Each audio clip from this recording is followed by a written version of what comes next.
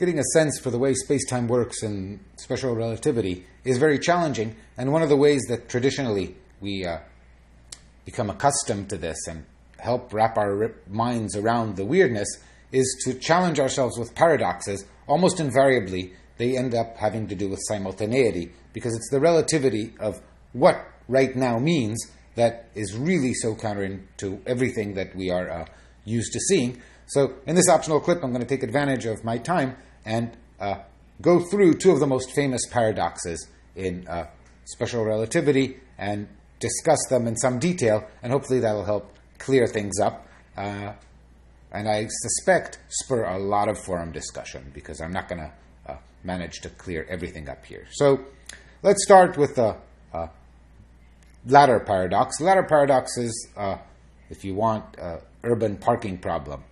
The idea is you have a long ladder of length L and a short garage of length G, but G is less than L, and you want to fit the long ladder into the short garage. And the idea is very simple. You come running with a ladder at the garage at a very high speed. Then, therefore, the long ladder is going to be Lorentz contracted to the point, if V is high enough, where it is shorter than G. Notice that by making V close enough to C, I can make the Lorentz contracted ladder as short as I want, and voila, the ladder fits in the garage. The ladder fits in the garage, but note, it only fits in the garage while it's moving very rapidly to the right. An obvious puzzle occurs because this may be true, but relativity says I can equally well view the same situation from the point of view of somebody sitting on top of the ladder. And from the point of view of the ladder is at rest. That's an inertial frame. The ladder is moving with a constant velocity to the right, v. In the ladder frame, the ladder itself is stationary, while the garage is moving at exactly the same speed v, but to the left, approaching the ladder. But from the ladder point of view, the ladder's length is L. It's at rest. On the other hand, the garage is going to be Lorentz contracted, so the garage is going to be even narrower than it really is. So in the ladder frame, we obtain the following picture. And the two seem to be in conflict. In the picture on the left, the ladder is in the garage. In the picture on the right, there is no way the ladder could be in the garage, because the garage is even shorter than its rest length, which is, as it is, shorter than the ladder as we see at the top. You can make the puzzle sharper by saying, imagine that at the instant, over here in the frame on the left, where the ladder is inside the garage, I close both doors. What happens then? Now I have a ladder in the garage, and that was unambiguous. The doors are closed. So let's resolve this issue. There is, as always, no real paradox. There's only confusion. And the confusion, as I said, is always to do with simultaneity. And I'll solve this problem twice. The first time, algebraically, using Lorentz transformation. And then I'll demonstrate graphically how the solution works, and along the way, play with space-time diagrams and what we can or cannot read off of them. But I want to convince you that Lorentz transformations are useful. So, to use Lorentz transformations, what we do is we have to be very careful that we're not talking about wishy-washy things. We want to be very specific about what are the things we're talking about, and the things we talk about are events, things that happened. And they happened at a particular place at a particular time. So what are the things we know? In order to use coordinates, I'm going to set up my usual space-time diagram, if you want, or my coordinates. I'm going to have the black coordinates representing the garage, because I'm thinking of the garage as at rest, and the ladder is moving to the right, and its coordinates as seen by the garage are t prime and x prime. I have to pick an origin for each of these, so I'll pick the left end of the garage. Remember, the ladder is moving to the right, so the left end of the garage is going to be the origin for coordinates on the garage. So the garage stretches from x equals 0 to x equals g. So in the garage's coordinates, the garage itself, where this is x and t, the garage will be something like this, and this will be the point x equals g. And the garage is stationary, so it just sits there. The interior is the garage. I will pick the left end of the ladder to be x prime equals 0. And so, of course, the ladder is moving to the right. So if I set things up right, and I'm going to try to do that in the standard way that I like, the world line of the left end of the garage, which is also, because it is x prime equals 0, this is going to be my t prime axis. This describes the motion, the straight world line, describes the motion of the left end of the ladder, and at some point, which I am going to call by convention, t equals 0, and also t prime equal to 0, I will call that, pick as that event number 1, or event number 0 if you want, the instant when the left end of the ladder enters the garage. So at this point, the ladder is all the way to the left of the garage. What about the right end of the ladder? Well, the right end of the ladder will be, by construction, a distance L as seen in the primed coordinates to the right of the left end of the garage, so at coordinate x prime of the right side of the garage is equal to L, and it too, of course, will be moving at speed v, at the same speed v, so its world line is going to be a parallel line here. This is the world line spiritually drawn of the right end of the garage, and as I have drawn it, you can definitely see that at t equals 0, when the left end of the garage, of the ladder, enters the garage, the right end of the ladder has not yet exited the garage, and therefore, at this point, and in fact, throughout the time that I'm going to mark out here, that this whole region is a region where the ladder is contained in the garage, and then, at this time, the right end emerges first, and later the left end emerges. So, the fact that I've drawn this to exist is the statement that while g is less than L, g is bigger than the square root of 1 minus v squared over c squared L. I have made the velocity high enough that the Lorentz contracted ladder does fit in the garage. Okay, so this is the event that I will call event number 1, and this here is event number 2. Event number 2 is the instant when the right end of the ladder is about to emerge from the garage, and that occurs, of course, at a position x2 equals g, as seen by the garage frame, and of course, at that same instant, at that event, is the event where the world line of x prime equals L, which is this blue line, the motion of the right side of the garage, intersects x2 equals g. So that's event number 2, the intersection of this green line with that blue line. And I can compute it. In a moment I will. And then the question of whether the ladder is inside the garage at any point or not is the question of which event came first. If event number 1, the left end of the ladder coming into the garage, precedes event number 2, the right end of the ladder emerging from the garage, then the ladder's in the garage. And in this picture it clearly is, as seen in the frame of the garage. But the question is, if on the other hand, event number 2 precedes event number 1, that means the right end of the ladder protrudes from the garage before the left end is in, the ladder was never in the garage. So let's figure out the order of these two events, and again, we will use Lorentz transformations. So I've written out here the full set of Lorentz transformations, front and back, forwards and backwards. As you note, they differ only by flipping the sign of v. And then I'm going to ask, what is the time as seen by the garage frame at which the world line of the right side of the garage meets the world line of the right side of the ladder. Remember, this was the instant when the right side of the ladder pokes out of the right side of the garage. And so I look at this equation and I say x prime 2 is equal to L, so I set L over here. And that is going to be equal to x. X is g because it's at the right side of the garage. And then minus v times t2, and then divided by the square root 1 minus v squared over c squared. And, okay, from this I can solve. Everything here is known except for t2, so I multiply by the square root, as I'm always doing. Move the square root over to here. Notice I get the foreshortened length here, and what I find, moving things around, is that vt2 is g minus L times the square root of 1 minus v squared over c squared. By construction, we said that this is less than g, so vt2 is positive.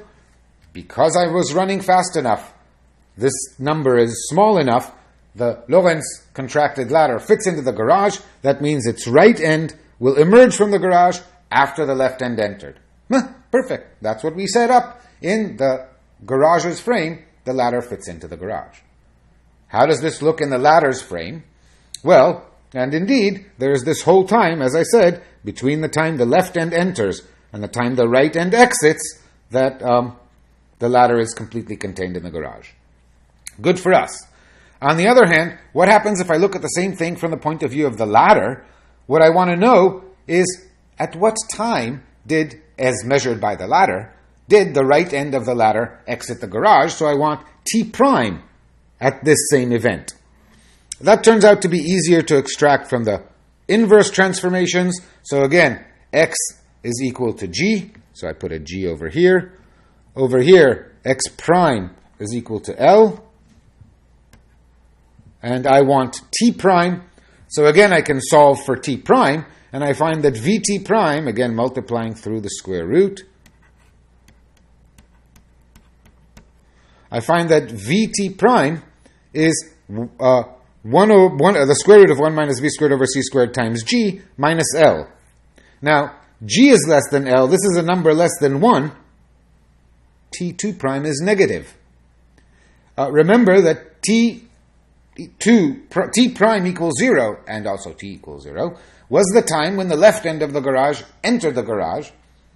But here the right end of the garage emerged before. So, indeed, in the ladder's frame of reference, the ladder was never in the garage. You couldn't close both doors because, as far as the ladder is concerned, before the tail end of the ladder entered the garage, the front end of the ladder was protruding. So what happens, you ask, if the garage owner, in his frame, when the ladder is completely, as he sees it, contained in the garage, swiftly closes both doors? Well, let's follow that in a graphic representation, which will give us a chance to play with space-time diagrams and see some of their strengths and limitations. We could also do the calculation this way, but I want to demonstrate a graphic method of solution. So, hopefully, what did we get from here? We got from here that the source of the paradox is the simultaneity issue. In the garage's frame, indeed the ladder is contained in the garage. In the ladder's frame, this never happens, and the reason is that simultaneity is relative, and because the ladder is moving, the relativity of simultaneity means that at the same time that, say, the left end entered the garage, in the ladder's frame, the right end was already out. Okay, so what's our graphic representation? Well, here's our graphic representation. This is already familiar. I was here careful to remind myself that I'm plotting CT, so the red line that goes off at 45 degrees is the world line of a light beam. We don't need a light beam here, but it helps me to draw the T prime, CT prime, and X prime axes so that the light cone bisects them. And what I have here, these two black lines represent the garage. These two blue lines represent the world lines. X prime equal to 0 is the T prime axis, and X prime equals to L is the world line of the right side of the garage. And so this point here is X prime equal to L. And both sides of the garage are moving, of the ladder are moving. Both sides of the garage are stationary. I may have called the ladder garage, but hopefully you understand what I am saying by now, and you're used to my ambiguity. A word on scales in these diagrams, and a very important point. So suppose that I were to draw a grid of lines. So these are lines of constant t, these are lines of constant x in some units. So these are, and I've picked the units so they're compatible. In other words, that if in some units this is 1, 2, 3, 4, so my garage in this case is precisely 4 units long, then CT is also 1, 2, 3, 4, and you can see that because these things intersect the 45-degree light cone. And so I've drawn these. How do I draw the point T prime equals to 1? Where along the T prime axis is T prime equals to 1? And one way to think about it, naive way is to just measure this same length along this axis, and because it is the axis is not vertical, that would lead you to some point around here. And you'd maybe try to set that as t prime equals to 1, and that would be incorrect. The point is that the distance along this axis, in general, distances in this two-dimensional plot are completely meaningless. Well, how do you measure distances? Well, the distance is between any 2 points is the square root of the difference in x squared, the horizontal difference, plus the vertical difference squared. That's the Pythagorean theorem, which applies very well to the Euclidean surface of this tablet upon which I'm drawing it, or to the Euclidean surface of the slide. But this is not a physical quantity. In particular, there is no reason why it isn't all related to x prime squared plus c squared t prime squared. It's not a physically invariant object. Lorentz transformations change it. And indeed, this distance means nothing physical, and reading it off the graph produces no useful information. So it is not true that I can measure off distances the same and on the same scale as I did over there, and thusly figure out where the t prime equal to 2, say, point is. So how do I do it? Well, if I really want to plot where along the t prime axis the point, say, t prime equals to 1 is, what I need to do is the following construction. Remember, there is something that is preserved in this weird and is physically meaningful in this Lorentz relativistic world, and that is that c squared t squared minus x squared is the same as c squared, sorry for the color violation here, minus x prime squared.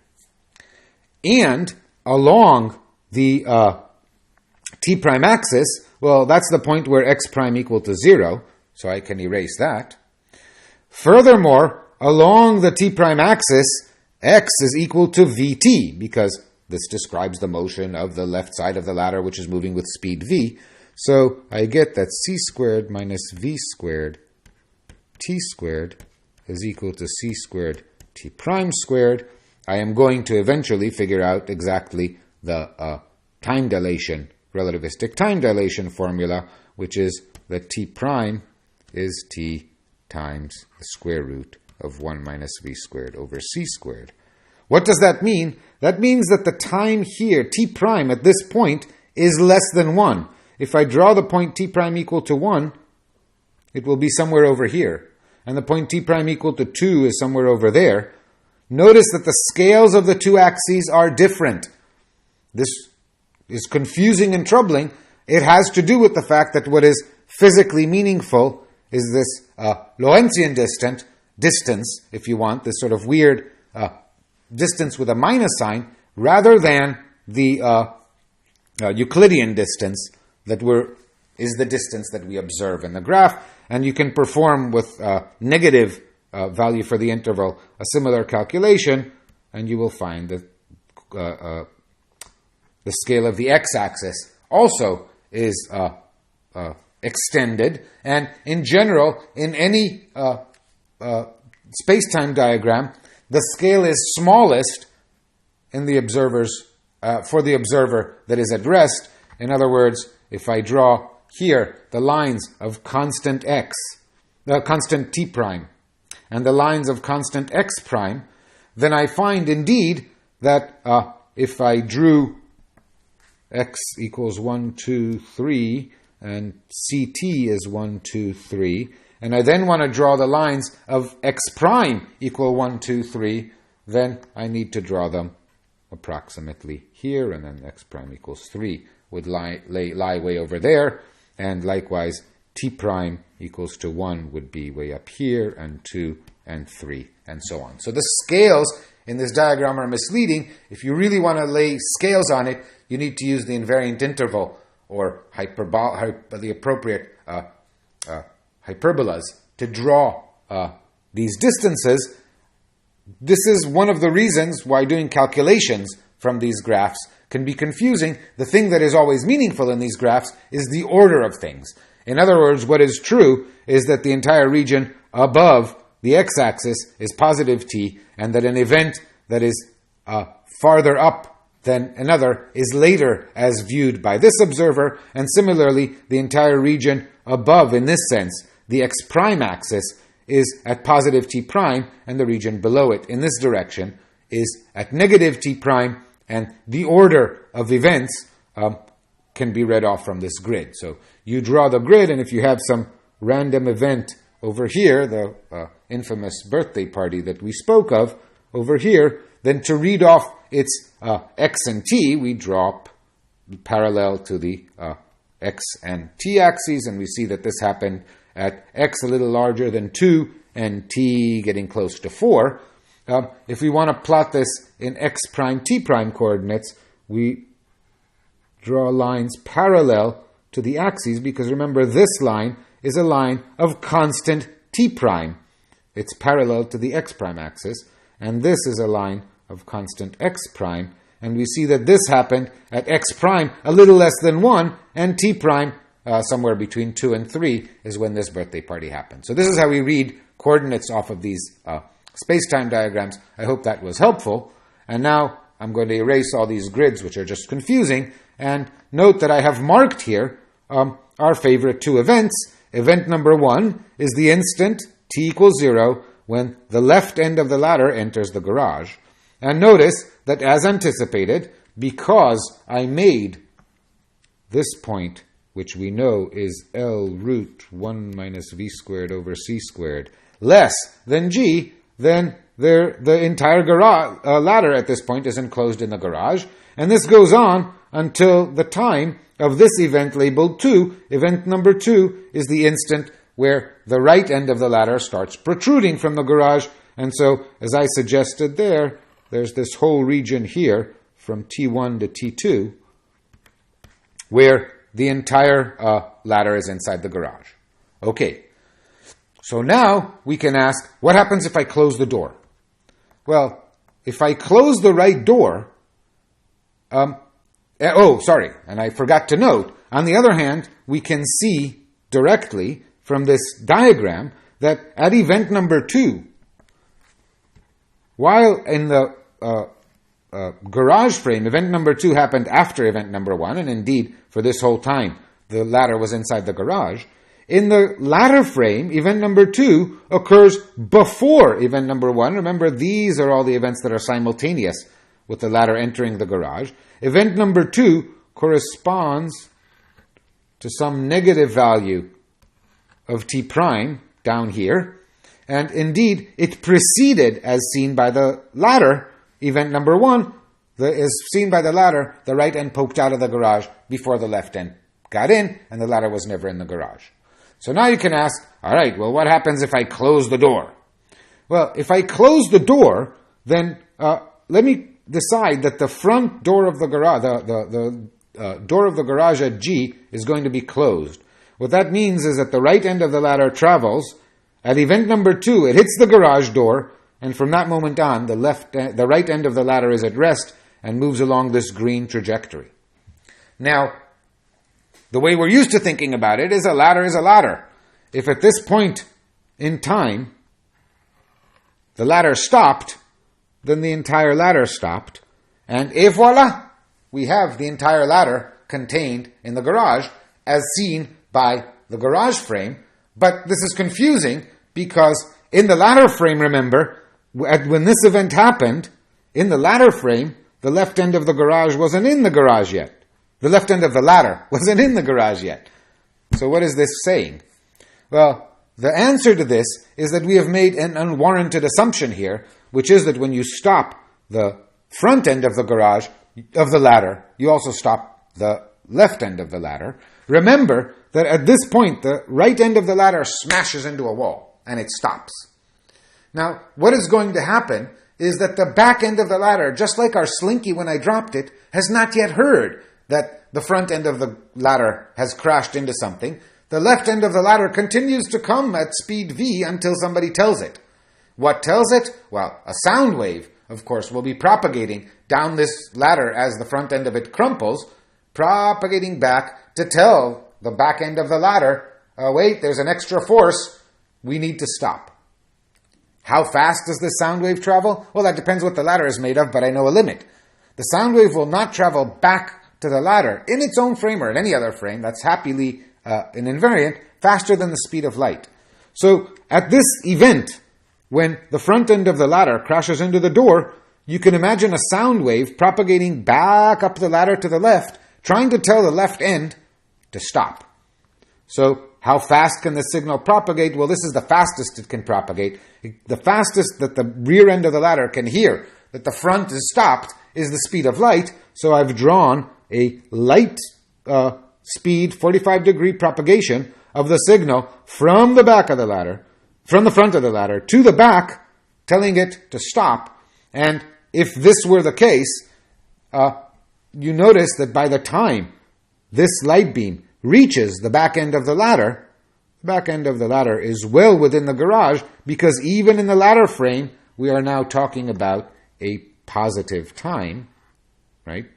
And so time has, remember, the left end of the ladder entered the garage here. By now, the left end of the ladder is well in the garage. If you stop the front end of the ladder, the back end would keep coming.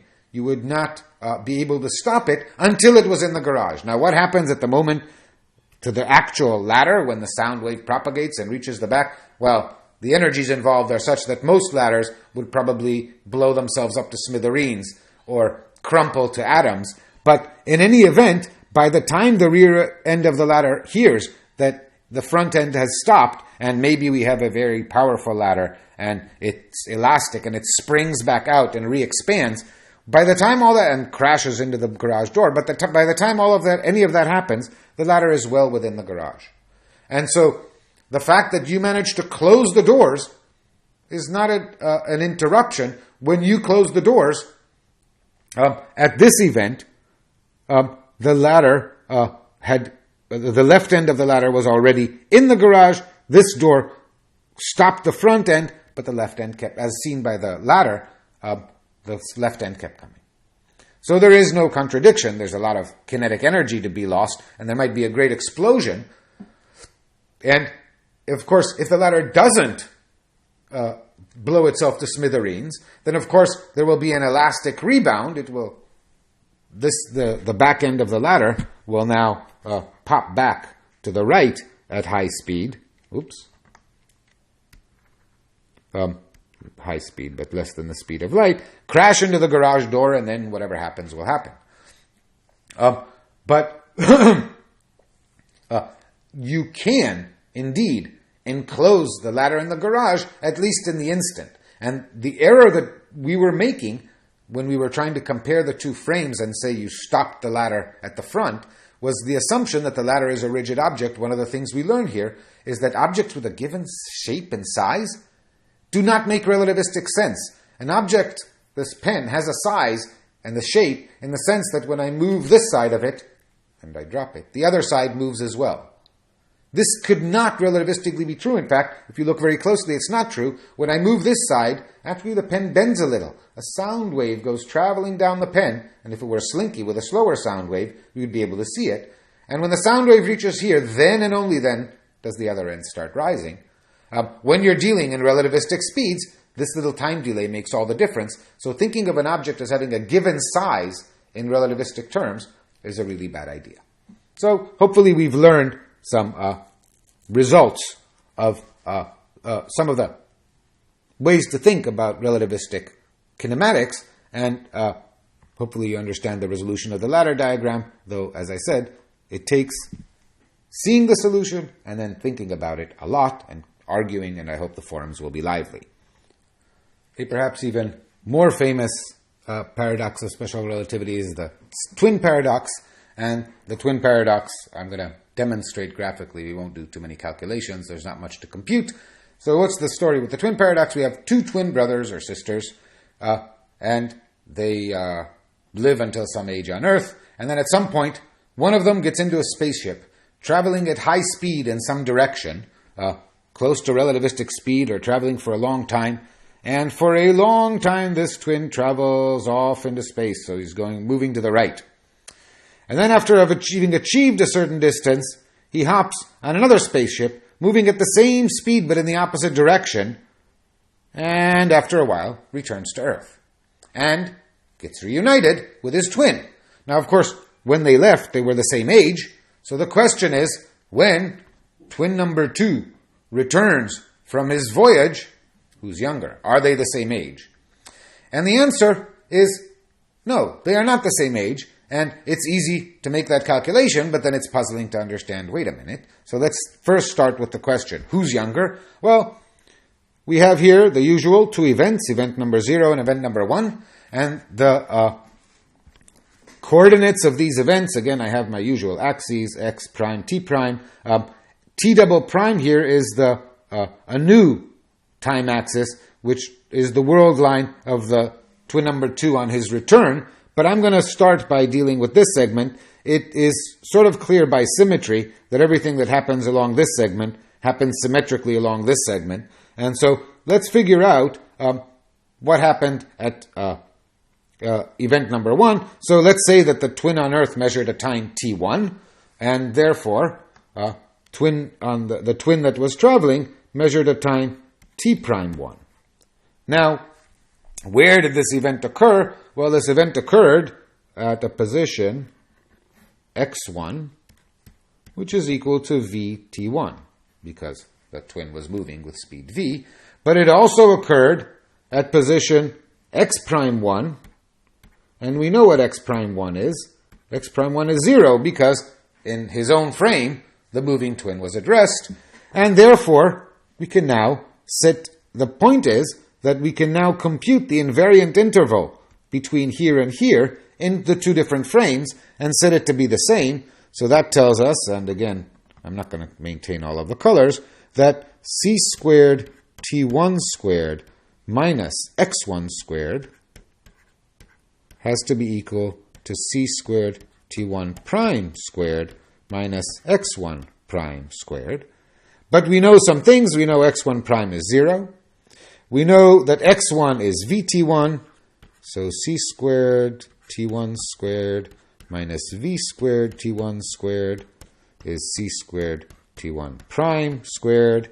And we do the usual calculation, and we find that t1 prime is t1 times the square root of 1 minus v squared over c squared. Or, written otherwise, t1 is t1 prime divided by the square root of 1 minus v squared over c squared. So that what we are saying is that this event appears to the stationary twin to have happened at a later time than it appears to the moving twin. Why do I know it's a later time? Because I'm dividing by a number smaller than 1. Well, yeah, you say, of course. But on the other hand, I can draw this line and say, that is true, but that's because I am measuring the time at event 1. I can invent an event number 2 here, which is simultaneous with the moving twin's decision to return, and that event number 2 clearly occurs at a time earlier than t1, and if I compute, I will find that in fact t2 is exactly t1 prime times, you can compute this. It's, again, these two happened at the same value of t prime, but one happened at x equals 0, and one happened at x prime equals 0. And the symmetry between these is, of course, the usual understanding that we have.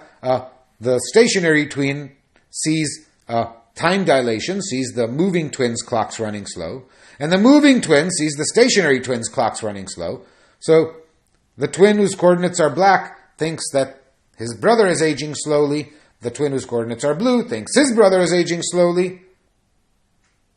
So how is it that but on the other hand, it is clear that since from at this point t1 is clearly more than t1 prime, and since t1 prime is how much the moving twin aged, t1 is how much the stationary twin aged, since the same thing is now repeated on their return, it's clear that if this is true, then 2t1 is equal to 2t1 prime divided by that, and upon the return, the stationary twin will be older.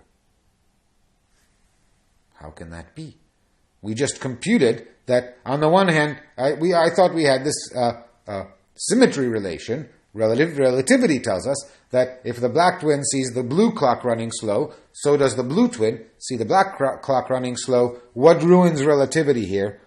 Well, when you think about it, it's pretty clear that these two twins are not related by Lorentz transformation. They were related by Lorentz transformation as long as twin number 2 was moving to the right at this constant speed v. But there is a big difference in their life histories, and the big difference occurs, of course, here.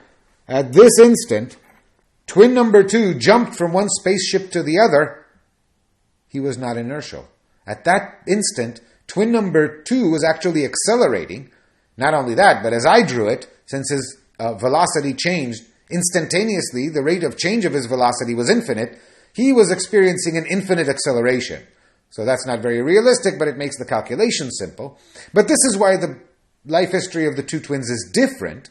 It's different, and it's not, you don't expect symmetry. If blue thinks black clock runs slow, then black thinks blue clock runs slow. The difference is that one of them accelerated. And the one who accelerated will be younger, and this is brought out by drawing some auxiliary world lines here. So what I've done is, at this event number 1, I drew before the t double prime axis the world line of the moving twin as he returns. I can now draw the auxiliary light cone and therefore the x double prime axis. And here we see the resolution to the mystery, because remember before I suggested that we introduce event number 2 over here, which is, what is this? This event is from the point of view of the blue twin, of the moving twin, as long as he is moving away from Earth. Event number 2 is simultaneous with event number 1. So if these guys were exchanging messages, then indeed, when he decided to change, to jump ships, the moving twin would have been convinced that his brother was younger than he was, and just as the stationary twin would have been convinced that his brother was younger than he was. Until that point, everybody's inertial and life is symmetric.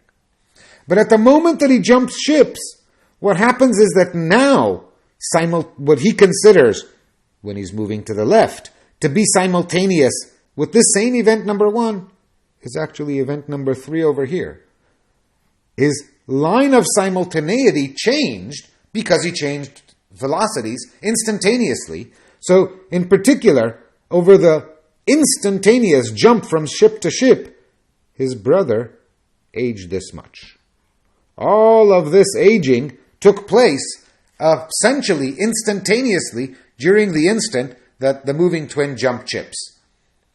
This is the resolution. This is where the symmetry is broken. Indeed, this segment is less the time that the twin on Earth aged during this segment is indeed less than the time that the moving twin aged here, and the same by symmetry is true up there. But when you add this extra segment from jumping ships, it's unambiguous the twin on Earth is older.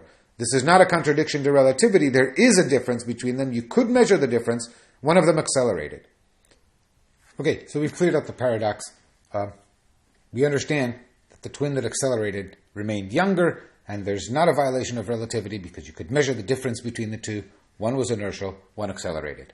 Okay, but there's an unsatisfactory feeling to this resolution because what I've essentially done is hidden all my ignorance in this instant of infinite acceleration, where instantaneously, as seen by the moving twin, his Sid suddenly aged all the difference that makes up for the Lorentz time dilation that he otherwise would have seen. This infinity doesn't make sense. Can I do better? Well, of course I can do better. What I really want to do, and in fact the only physical thing to do, is you can't have infinite acceleration. You could apply a finite acceleration. You could round off this corner a little bit. And now I have a story without infinite acceleration, and you can ask, well, what happens here? Well, computing here is a little bit more difficult, because now the moving twin is not in an inertial frame. The way I cheated before was that he jumped from one inertial frame to another inertial frame, and I ignored the acceleration that this implies. Now I have to deal with this acceleration, and that requires a little more calculation than we have, but we can get a sense for what this implies by imagining, here's a trick that will cause him to accelerate. Remember, I want him to be moving to the right and then accelerated to the left. And the way I'm going to do this is I'm going to imagine that somewhere out here, I don't know, a little distance, not exactly in the direction that he's moving, so he doesn't crash into it, but not far from there lies a star, a heavy, massive object. And what I'm going to imagine is that as this twin approaches the star, he's accelerated and then goes into a hyperbolic orbit and is deflected by the star so that he comes back to Earth. So basically, I arrange the angles so that he overshoots the star, gets captured, affected by its gravity, loops around it, and comes back. Okay.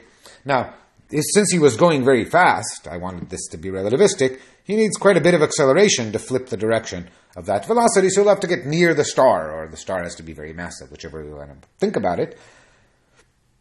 And this gives us another point of view on what is going on here and why it is that in an unambiguous way, not the usual time dilation that is symmetric between two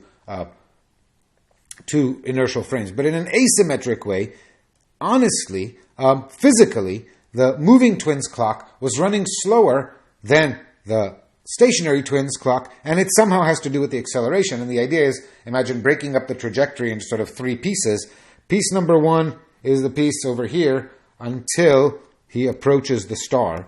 So at this point, we imagine we can ignore the gravity of the star, and everything is inertial, and indeed, the stationary twin thinks his brother's aging slower, the moving twin thinks the stationary twin's aging slower, and indeed, the same thing obtains here, and all the symmetric Lorentz invariant, Lorentz transformations back and forth describe what was going on here.